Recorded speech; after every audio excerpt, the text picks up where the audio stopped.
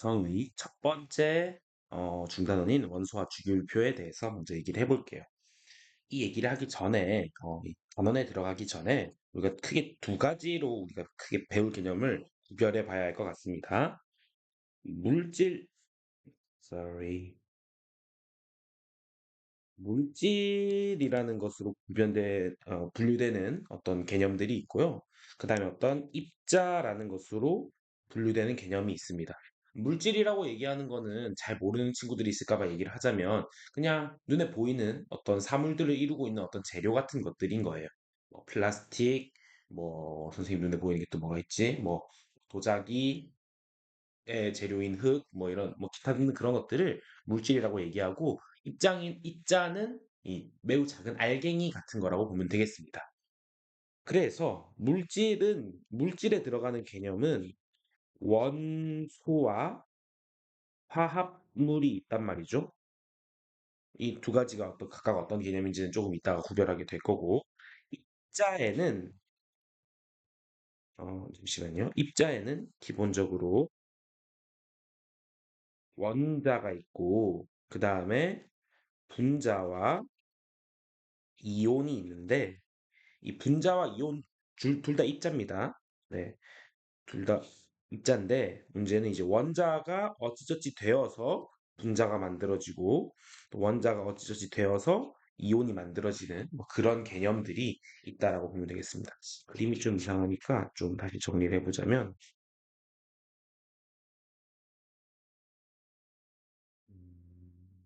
깔끔하게 그릴 방법을 선생님이 항상 연구를 하지만 잘 모르겠어요.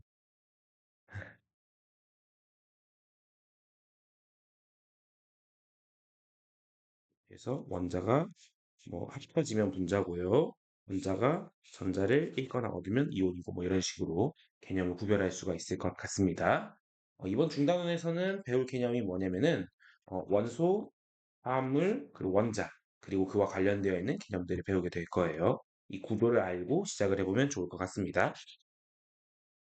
자, 그러면 일단 적어 놓은 김에 요거부터 한번 시작을 해보도록 하겠습니다.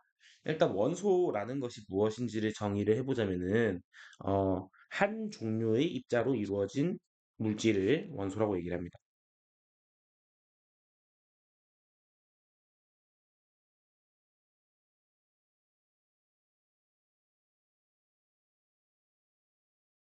그러면 원소랑 화합물이랑 반대 개념이란 말이에요. 화합물은 뭐 두 가지 이상의 원소로 이루어진 물질이라고 되어 있는데 뭐 그 뜻도 맞습니다. 여기에 적어 볼게요. 두 가지 이상의 원소로 이루어진 물질이 화합물인데요. 뭐 개인적인 생각으로는 이 대칭을 맞추는 걸 좋아해서 그냥 두 가지 이상의 종류의 입자로 이루어진 물질이라고 얘기해도 괜찮을 것 같습니다. 똑같은 뜻입니다. 그래서 종류가 여러 가지면 화합물이라고 얘기를 할 수가 있게 된다라는 것이죠. 그래서 원소와 화합물을 얘기를 할 때 예시를 들어보자면 이 예를 들면 요렇게 되어 있는 요렇게 되어 있는 물질은 어, 원소겠고요. 왜냐면 한 종류의 입자로 이루어져 있잖아요. 빨간 색깔 입자. 반면에 여기다 그려놓으면은 예시가 화합물 예시라고 착각할 수 있으니까 이렇게 그릴게요. 그 다음에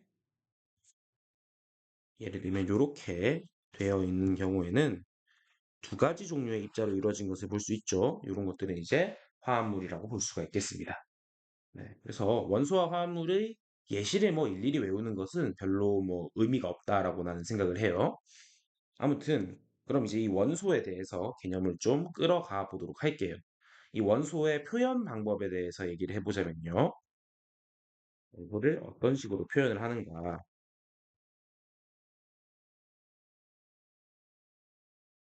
표현 방법은 이제 우리가 원소 기호라는 것을 이용을 해서 표현을 합니다. 이 원소 기호는 이 알파벳으로 표시를 하죠. 가장 중요한 건 제일 첫 글자는 대문자라는 거예요. 이 규칙이 있죠. 원소 기호를 작성하는. 규칙이 있는데요. 1번, 1번. 자, 원소 이름의 이름, 알파벳, 첫 글자를 요거를 대문자로 적어요. 네, 요게 이제 일단 첫 번째 규칙이고요. 두 번째는 할 때도 있고 하지 않을 때도 있어요. 그래서 괄호를 쳐둘게요, 나는. 자, 뭐, 어떤 경우에는 뭐, 이 원소 이름의 중간 글자를, 뭐 중간 글자라는 거는 꼭 이제, 어, 참고로 별로 중요하지 않은 내용일 수 있는데, 맨 끝 글자도 중간 글자라고 봅니다. 그러니까 중간 글자나 끝 글자라고 생각하면 될 것 같은데, 뭐 여러분이 세부적으로 알 필요는 없을 것 같고, 요거를 뭐 여기 있는 중간 글자들을 대충 아무거나 하나 따가지고 소문자로 적습니다. 예시를 들어보자면 이 수소 같은 경우에는 영어 이름이 요거거든요. 요건데 이제 여기서 제일 첫 글자를 따서 요거를 이용을 해가지고 대문자로 적는 거죠. 근데 헬륨은 이렇게 영어로 적힌단 말이죠. 그래서 첫 글자를 따서 대문자로 적고 난 다음에요. 여기 뒤쪽에 있는 것들 중에서 아무거나 하나 골라가지고 과학자들이 골랐어요. 그 중에서 요거 따가지고 이렇게 적는 거죠. 거의 대부분의 많은 경우에는 두 번째 글자를 많이 쓰긴 합니다. 근데 두 번째 글자도 또 겹치는 경우들이 있다 보니까 이렇게 적는다고 할 수 있겠죠. 여러분이 만약에 이거를 이런 식으로 적으면 곤란해요. 이건 대문자죠. 마찬가지로 수소의 원소 기호를 이런 식으로 적어도 곤란합니다. 이 대문자, 소문자를 명확하게 구별해서 해야 한다는 사실을 기억을 해주면 될 것 같습니다.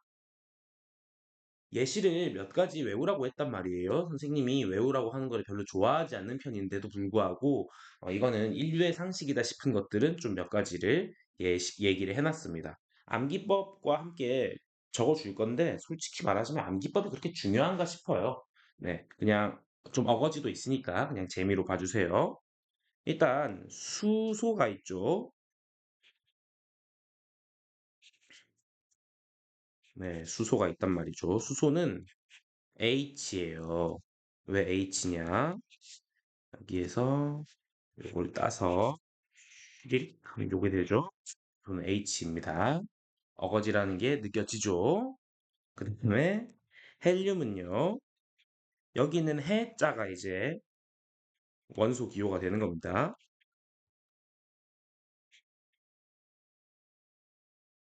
다음 어, 리튬도 교과서에 안 적혀져 있는데 외우라고 얘기를 했죠.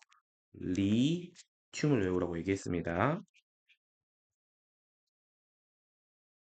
여러분 굳이 암기법을 잘 안 보고 싶으면은 쉬리릭 많이 넘기면 됩니다. 나는 이제 도무지 이런 설명이 없으면은 외울 수 없는 친구들이 위해서 이걸 적어주고 있는 겁니다. 그 다음에 탄소도 좀 억지지만 탄소, 탄소는 C예요. 카본이라서 그렇습니다. 그 다음에 산소가 있는데 산소는 도무지 외울 방법을 못 찾았어요. 이, 그냥 외워주세요. 미안합니다. 자, 그 다음에 산소가 있고 어, 질소부터 먼저 적을게요. 그냥 이유는 크게 없다라기보다는 그 원소 기호 순서대로 원자 번호 순서대로 적고 싶어가지고 이렇게 할게요. 여기 질소에 요거를 또 어거지로 좀 따고 있는데요. 요거 휘리릭 하면은 질소가 되죠. 옆으로 눕히면 질소가 G 아니에요. 그 다음에 이제 산소도 있는데 산소는 아까 그냥 외우라고 얘기를 했고요. 그 다음에 네온이 있단 말이에요. 얘도 마찬가지로 네온이죠. 그래서 Ne라고 불리고요. 그 다음에 나트륨이 있단 말이에요. 나트륨은 NA로 표시를 할 수가 있겠다. 다음 어 알루미늄이 있는데 여기 보통 이응은 우리 영어에서는 표기가 안 되죠. 초성 이응은 알루미늄, 이거는 이제 AL이에요. 요걸 이제 AI라고 읽으면 곤란하겠죠. 여러분이 만약에 요걸 요렇게 적었다. 그럼 이제 무조건 바로 틀리는 거예요. 요거 아닙니다. 요렇게 적어줘야 한다는 사실. AL입니다. 여러분이 만약에 필기체로 요렇게 적는다고 해서 틀렸다고 할 생각은 없어요. 하지만 만약에 요렇게 적는다면은 틀리게 되는 거겠죠. 서답형이 있다면. 그 다음 규소가 있는데 규소가 사실은 좀 이제 점점 쌤은 없어져 가는 용어라고 생각이 들어요. 보통 실리콘이라고 많이 하죠. 네, 규소는 실리콘입니다. 다음으로 염소도 그냥 외워주세요. 어쩔 수가 없어요. 염소는 영어로 클로린인데 그래서 CL이에요. 그 다음에 칼륨이 있죠. 칼륨이 있고 아니에요. 아르곤부터 먼저 적을게요. 미안합니다. 왜 아르곤부터 적느냐? 이거 순서 맞추고 싶어서 그런 거죠. 그 나중에 배우는 원자 번호 순서입니다. 아르곤은 AR이고요. 그 다음에 칼륨은 여기는 키읔을 따서 헤이가 됩니다. 우리는 사실은 이제 요걸 딴 건 아니긴 한데 그냥 쿨이라고 외우면 좋지 않을까 싶습니다, 쌤은. 네, 이렇게 하면은 되지 않을까. 여기 있는 14개의 원소 정도는 외우면은 이걸 외우지 않고서는 도무지 문제를 낼 수가 없더라고요. 네, 그렇다고 뭐 표를 일일이 하나하나 그려주기도 힘들어서 네, 여러분이 이 정도는 외우고 있으면 좋을 것 같습니다. 그리고 좀 상식이기도 해요. 쌤이 요 단원 수업을 할 때 아직 분자나 뭐 이런 개념을 적용을 하진 않았지만 딱 보자마자 이제 얘가 몇 가지 원소로 이루어진 물질인지를 알 수 있다라고 얘기를 했죠. 예를 들면 뭐 여기에서 아무거나 실제로 존재하지 않는 원자지만 그냥 아무거나 한번 따볼게요.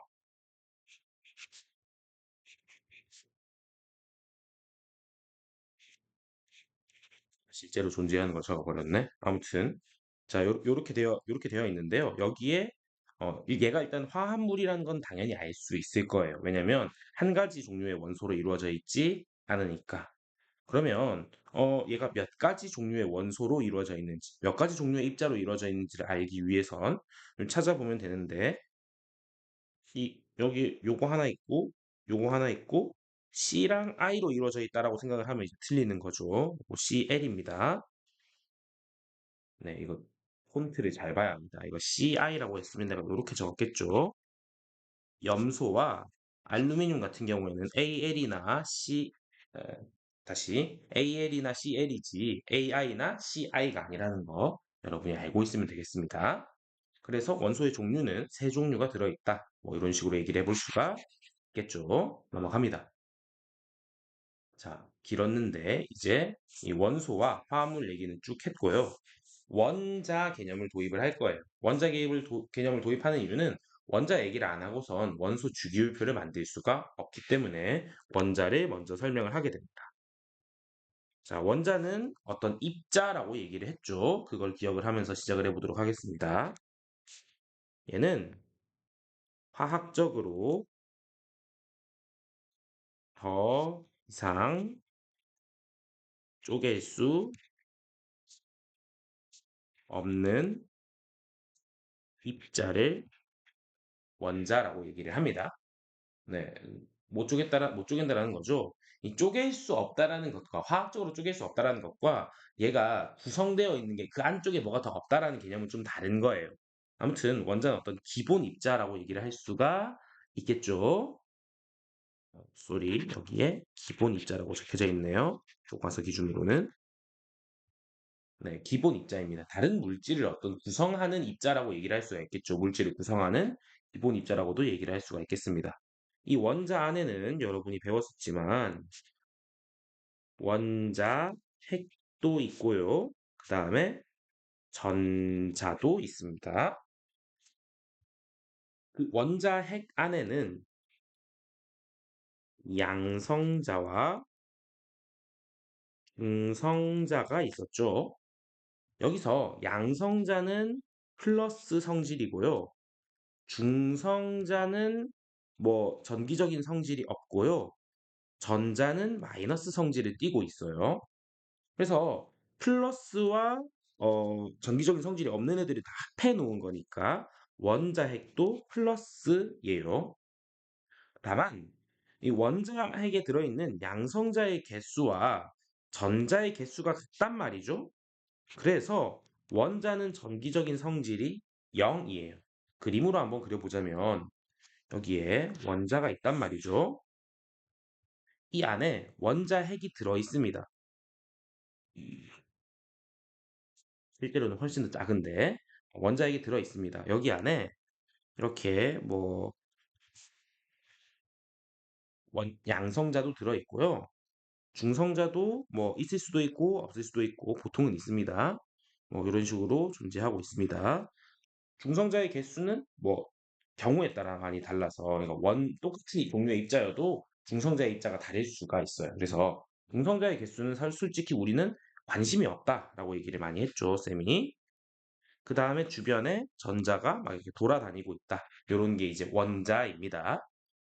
그래서 여기서 보다시피 전자의 개수와 양성자 수가 서로 같다라는 것을 볼 수가 있어요. 그래서 양성 배워가 볼게요. 양성자 수와 전자의 개수. 참고로 왜 전자는 전자수라고 안 적고 전자의 개수라고 적었냐면은 교과서에 자꾸만 그런 식으로 표기되는 경우들이 자주 있어서 그래요. 이유가 별로 없다라는 뜻입니다. 아무튼 양성자 수와 전자의 개수는 서로 같아요. 요거는 언제 성립하느냐?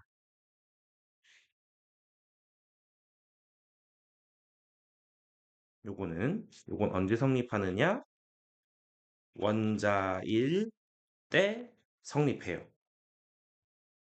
그리고 요것 때문에 어떤 성질이 생기느냐? 원자는 전기적으로 중성이다라는 성질이 있습니다. 자, 요렇게까지 했는데 이 양성자의 수에 의해서 여러 가지 성질들이 결정이 된단 말이에요. 그래서 양성자의 수를 우리가 뭐로 하기로 했냐면은 원자 번호라고 얘기하기로 했어요. 원자 번호라고 얘기를 했는데 요게 이제 요거는 항상 성립하는 거예요. 잠깐만요. 여기 요식은 요건 이제 항상 성립입니다.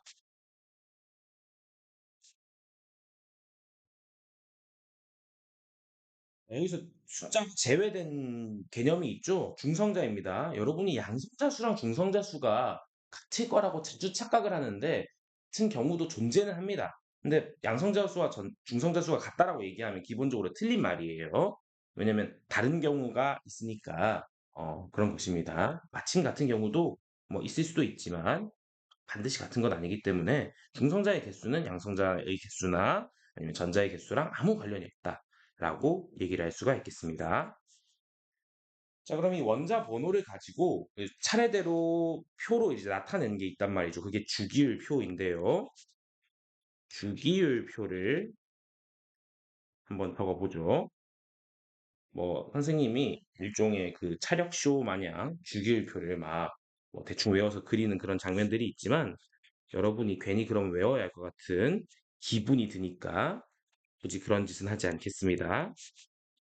일부분만 그리고 어지간하면 여러분들 일부분만 그리고 어지간한 거는 잘 안 적을 거예요. 그냥 이렇게 생략을 해서 그리도록 하겠습니다. 그래서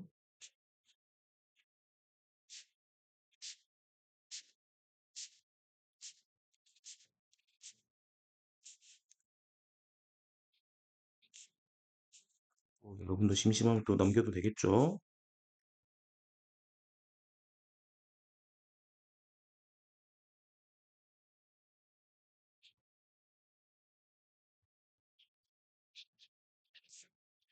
이 정도는 알고 있으라고 얘기를 했었던 것 같습니다, 선생님이.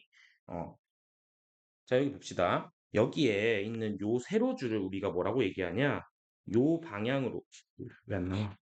요 방향으로 가는 걸 족이라고 얘기를 합니다. 그래서 얘가 1족이고요, 2족이고요, 쭉쭉쭉쭉 가다가, 쭉쭉쭉쭉 오다가 18쪽까지 있는 거죠. 17, 18쪽까지 이렇게 있습니다.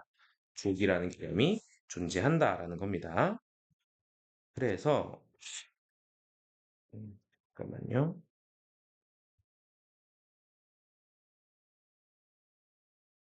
이렇게 주기율표가 있는데 여기서 족이라는 개념이 왜 존재를 하느냐? 이 같은 족에 들어있는 원소들은 서로 같은 성질을 가지는 거예요. 예를 들면은 여기 있는 헬륨, 네온, 아르곤, 뭐 그리고 기타 등등 더 아래에 있는 원소들은 좀 생략되어 있다라는 걸 표기를 해주도록 하겠습니다. 뭐 아무튼 이렇게 요 같은 줄에 있는 친구들은 어떤 화학적인 성질이 유사해요. 같은 족에 들어있으면 같은 족이면 화학적 성질이 비슷하다라고 얘기를 할 수가 있게 되겠습니다. 우리가 이제 예시로 1쪽과 18쪽만 배웠단 말이죠. 나중에 실험을 하기도 했었고 그랬는데 요렇게는 성질이 비슷하다라는 거를 성질이 어떤 성질이 있는 것까지 외우면서 했었어요. 그러나 뭐 굳이 이렇게 표시 우리가 직접 한 거 직접 이제 교과서에 적혀져 있는 거 말고도 예를 들면 얘랑 얘는 성질이 비슷하다라는 거 예상해 볼 수가 있겠죠. 왜냐면 같은 족에 들어 있으니까 굳이 우리가 1족 18족이 아니더라도 같은 족이면 성질이 비슷합니다. 자, 여기 보면은 수소가 같이 박스가 안 쳐져 있는데 1쪽은 특이하게도 수소를 제외한 원소들끼리만 성질이 비슷합니다. 수소는 성질이 어, 비슷한 얘네들이랑 비슷한 부분도 있기는 있는데 사실은 비슷하지 않은 것들이 되게 많아서 수소는 논외로 되어 있어요. 자, 1쪽 원소의 공통적인 화학적 성질 무엇이 있느냐? 일단 얘네들은 금속이고요. 두 번째로 자, 산소와 반응을 잘해요. 세 번째로 물과 격렬하게 반응하죠. 덕분에 선생님이 학교에 화재 경보기도 한번 올렸었고, 그죠? 그리고 칼로 잘릴 정도로 무르다라고 얘기할 수 있습니다. 몇몇 반에서는 손으로 떼는 것도 보여줬었죠, 그죠? 아무튼 넘어가서 이 18쪽에 있는 원소들은요, 어떤 성질들을 가지고 있느냐? 일단 기체 상태고요. 그 다음에 어, 다른 물질과 거의 반응하지가 않, 반응을 하지 않습니다. 이렇게 얘기를 해볼 수가 있겠습니다. 자, 이렇게 해가지고 이제 원소, 그리고 화합물, 주기율표, 그리고 그 주기율표를 설명하기 위해서 미리 도입을 어쩔 수 없이 하는 원자 개념까지도 설명을 하여서 물질에 대한 설명들을 마무리했습니다. 요 다음 중단원에서는 이 입자에 대해서 얘기를 좀 시작을 하는 부분이겠죠. 다음 영상으로 찾아오도록 하겠습니다.